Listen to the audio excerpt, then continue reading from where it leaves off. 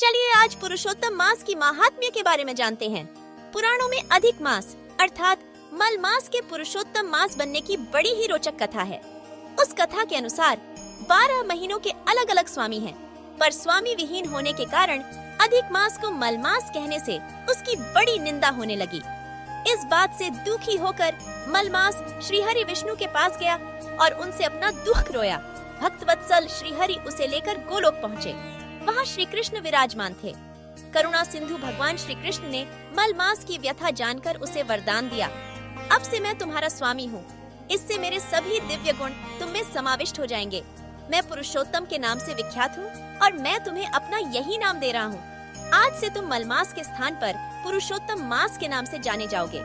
शास्त्रों के अनुसार हर तीसरे साल सर्वोत्तम अर्थात पुरुषोत्तम मास की उत्पत्ति होती है। इस मास के समय जप तप दान से अनंत पुण्यों की प्राप्ति होती है। इस मास में श्री कृष्ण, श्रीमद् भगवत गीता, श्री राम कथा वाचन और विष्णु भगवान की उपासना की जाती है। इस माह उपासना करने का अपना अलग ही महत्व है। इस माह में तुलसी अर्चना करने का विशेष महत्व बताया गया है।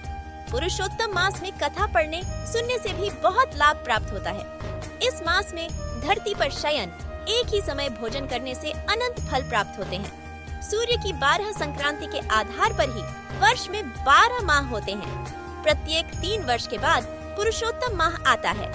पंचांग के अनुसार सारे तिथिवार, योगकरण, नक्षत्र के अलावा सभी मास के कोई न कोई देवता स्वामी है, परंतु पुरुषोत्तम मास का कोई स्वामी न होने के कारण सभी मंगल कार्य, शुभ और पितृ कार्य वर्जित माने जाते हैं।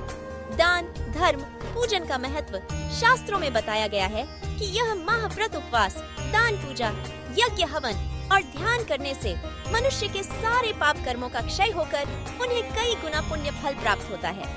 इस माह आपके द्वारा दान दिया गया 1 रुपया भी आपको 100 गुना फल देता है। इसलिए अधिक मास के महत्व को ध्यान में रखकर इस माह दान पुण्य देने का बहुत महत्व है। इस माह भागवत कथा, श्री राम कथा श्रवण पर विशेष ध्यान दिया जाता है। धार्मिक तीर्थ स्थलों पर स्नान करने से आपको मोक्ष की प्राप्ति और अनंत पुण्यों की प्राप्ति मिलती है। पुरुषोत्तम मास का अर्थ जिस माह में सूर्य संक्रांति नहीं होती वह अधिक मास कहलाता है। इनमें विशेष रूप से सर्व मांगलिक कार्य वर्जित माने गए हैं, लेकिन यह माह धर्म कर्म के कार्य करने में बहुत फलदायी है। इस मास में किए गए धार्मिक आयोजन पुण्य फलदायी होने के साथ ही ये आपको दूसरे माहों की अपेक्षा करोड़ गुना अधिक फल देने वाले माने गए हैं। पुरुषोत्तम मास में दीपदान, वस्त्र एवं श्रीमद् भागवत कथा ग्रंथ दान का विशेष महत्व है। इस मास में दीपदान करने से धन वैभव में वृद्धि होने के साथ आपको पुण्य लाभ भी प्राप्त होता है।